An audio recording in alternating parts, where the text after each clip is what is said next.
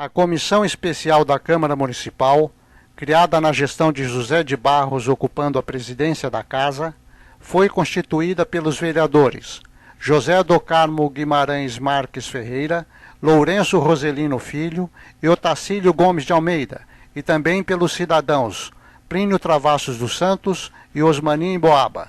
A primeira reunião da Comissão Especial se realizou às 16 horas do dia 20 de junho de 1952 no Legislativo Municipal, na qual foi lida e apresentada a transcrição da palestra com o título A Fundação de Ribeirão Preto, que Plínio Travassos dos Santos havia apresentado no Centro de Debates Culturais no dia 9 daquele mês. Osmani Emboaba, que já tinha conhecimento do teor daquela palestra, apresentou uma contestação às afirmações de Plínio Travassos dos Santos, atacando 10 pontos principais e qualificando-os como presunções. A contestação quase que ofensiva de Osmani Emboaba aqueceu e criou certa tensão na discussão, que mereceu uma réplica à altura de Plínio Travassos dos Santos. Com o impasse estabelecido e o acirramento das posições, terminou a primeira reunião sem nenhum progresso ou solução. A Comissão Especial, sob a presidência do vereador Marques Ferreira e a pedido de Emboaba, marcou nova reunião para 21 de julho de 1952. Ao contrário da anterior, foram convidadas mais de 40 personalidades e autoridades locais, além de 8 entidades profissionais, várias instituições de ensino, a imprensa local falada e escrita, além de ser uma reunião aberta ao público. Osmani Emboaba, sabedor da sua desvantagem, voltou a atacar por meio de um documento datado de 20 de julho de 1952, que foi apresentado nesta reunião, intitulado Relatório sobre a Fundação de Ribeirão Preto, no qual criticava o oponente, desta vez de forma menos agressiva e mais diplomática, mas não deixando de explorar as fraquezas do seu opositor. Habilmente lembrou o erro confessado por seu adversário no passado, numa tentativa de provocar descrédito, mas principalmente desenvolveu a orientação desse relatório no sentido de expor as fragilidades e inconsistências da posição adversária.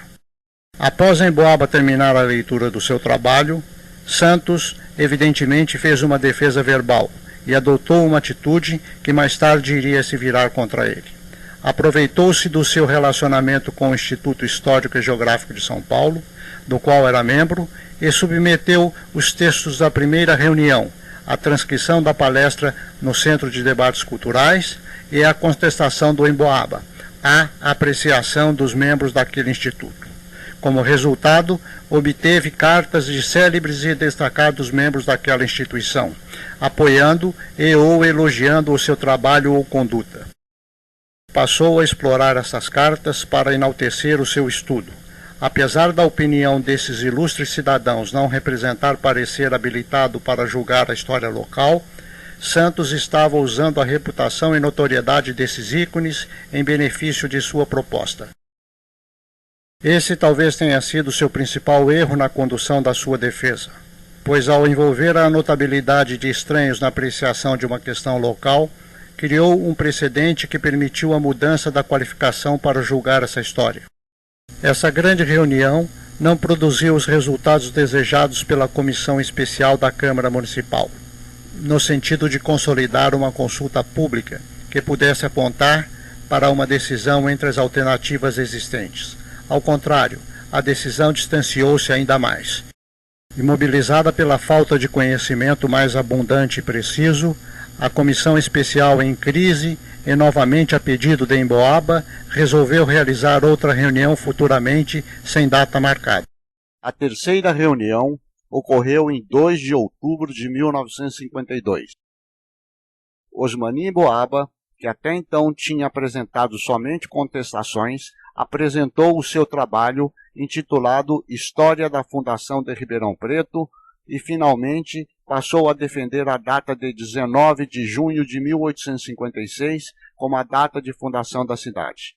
Seu estudo de grande fôlego perseguia uma trilha documental da constituição do patrimônio de São Sebastião do Ribeirão Preto, com farta documentação, documentos inéditos e uma apresentação mais sistemática e metódica que o seu opositor, robusteceu a defesa do ano de 1856. Plínio Travassos dos Santos fez uma contestação verbal e o impasse perdurava quando um dos presentes, o professor Zeferino Vaz, diretor da Faculdade de Medicina de Ribeirão Preto, sugeriu que o caso fosse submetido à apreciação de historiadores da Universidade de São Paulo, o que foi aceito por Santos e pela comissão. Entretanto, Emboaba solicitou prazo indeterminado para desenvolver melhor o seu estudo, comprometendo-se a fazê-lo em poucos dias. O rumo tomado pelo encaminhamento das decisões tinha mudado substancialmente. Primeiro, com esta sugestão, descortinava-se uma saída para a acuada comissão especial, que podia transferir sua responsabilidade para os professores da Universidade de São Paulo. Segundo, o que esta sugestão propunha era a adoção da habilitação intelectual formal, em que o status intelectual formal entrava como o novo critério de credenciamento para julgar este saber, este conhecimento local. Até este momento, o objetivo histórico, que resistia às pressões políticas, passava a ser também ameaçado por aquele arrogo intelectual. A dificuldade de proferir uma decisão imediata ou brevemente beneficiava a data mais remota, e a cada dia que passava, 1853 se tornava mais inviável para as comemorações, transformando 1856 na escolha mais conveniente.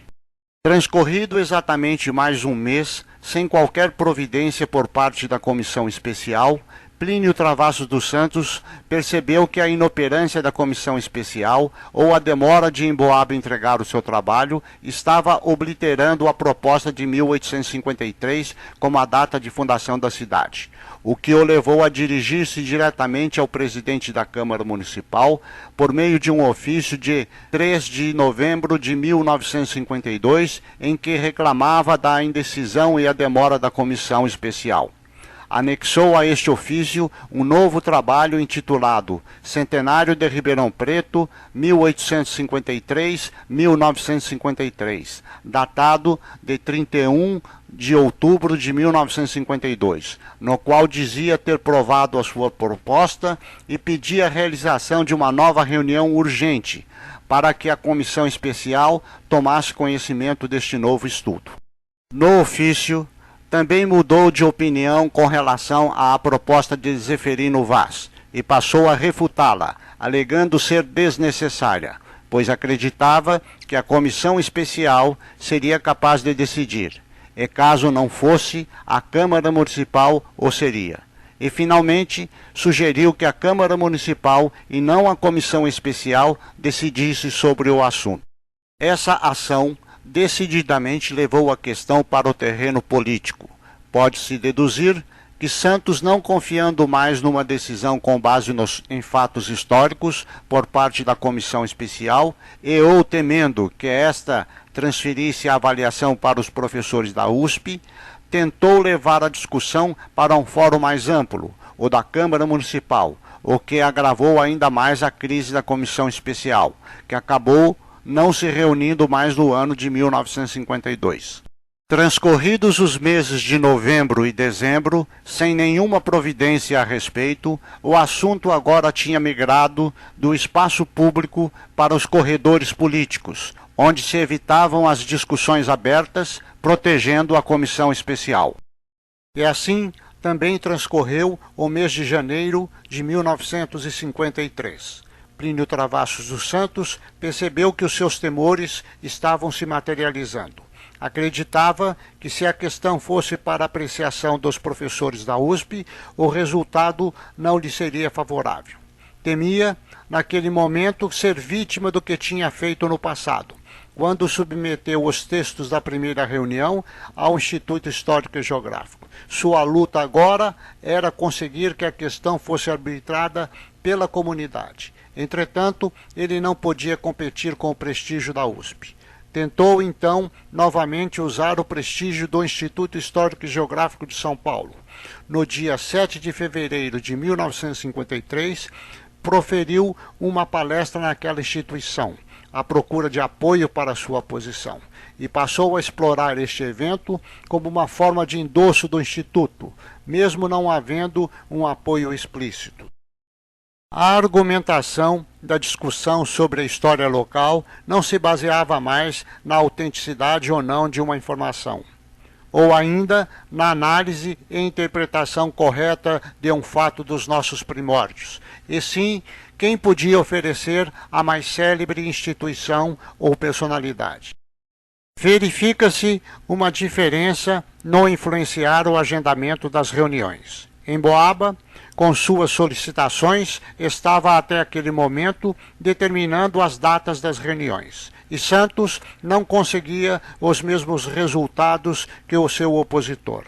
Foi preciso entrar em cena um novo personagem nessa disputa que se consolidou com o caráter francamente político. Desta vez, foi a Academia Ribeirão-Pretana de Letras que reage contra o rumo excludente da participação da comunidade no julgamento do impasse. Por meio de ofícios com o mesmo teor, datados de 19 de fevereiro de 1953, dirige-se ao prefeito municipal, Câmara Municipal e Comissão Especial, informando que, por deliberação resultante de Assembleia Interna, a Academia havia concluído que a cidade foi fundada em 28 de março de 1853. A Academia tentou também envolver toda a Câmara Municipal, que passou a ser presidida por Domingos Céntola, e também o prefeito municipal da época, Alfredo Condeixa Filho, que até então não tinha se manifestado a respeito. A esse novo fato, a comissão especial não pôde se omitir, e no dia seguinte, 20 de fevereiro de 1953, foi realizada a nova reunião da comissão especial às 20h30 no Palácio Rio Branco, no qual Plínio Travassos dos Santos apresentou seus 2 estudos e entregou a transcrição de sua palestra no Instituto Histórico e Geográfico de São Paulo. Já tinha iniciado março de 1953, mês proposto para a comemoração do centenário pelo grupo que defendia a data de 1853, e nada estava resolvido até o dia 6, quando Emboaba entregou o seu trabalho, que foi apresentado como uma cópia do original que estava no prelo, ou seja, planejava uma publicação independente de qual a alternativa fosse escolhida, o que, de certo modo, pressionava a comissão especial, pois sua posição seria de conhecimento público por meio de um livro. A comissão especial, libertada do imobilismo, encaminhou ofícios a Alice Canabrava, Nuto Santana e Eurípides Simões de Paula, convidando-os a se pronunciar com relação a este impasse. Todo o ano de 1953 transcorreu sem qualquer resposta dos professores da USP. A partir do início de 1954, a comemoração do centenário, com base na data de 1853, era totalmente inconveniente, o que sugeria uma decisão política. O silêncio sobre parecer tão esperado se prolongou por 1 ano, 4 meses e 10 dias, contando desde a formulação dos convites em 6 de março de 1953. Não havia pressa. Os professores finalmente encaminharam o seu parecer por meio de ofício datado de 16 de julho de 1954. Apesar de dirigido para o presidente da Câmara Especial, o parecer foi encaminhado para Zeferino Vaz, que demorou 19 dias para encaminhá-lo ao presidente da Comissão Especial. Este, por sua vez, demorou mais 10 dias para encaminhá-lo aos membros da comissão. O parecer dos professores da USP recomendava a adoção da data de 19 de junho de 1856, defendida por Osmani Emboaba. Para desespero dos opositores, a comissão especial, resguardada pelo endosso de membros de uma das mais respeitadas instituições de ensino do país, estava então protegida para deliberar. Assim, convocou nova reunião para 2 de setembro de 1954, com a finalidade de ultimar os trabalhos da comissão. Após ter recebido tardiamente a convocação para a reunião, Santos, que supunha haver ainda espaço para debate, solicitou mais tempo para preparar uma contestação, visto ter tido conhecimento do parecer somente em 25 de agosto, em razão de uma viagem e por outros compromissos, conforme relatou num desiludido ofício datado de 1º de setembro de 1954. Mas não foi atendido. A reunião, que estava marcada para 2 de setembro, foi realizada em 3 de setembro de 1954. Mesmo assim, Santos não desistiu.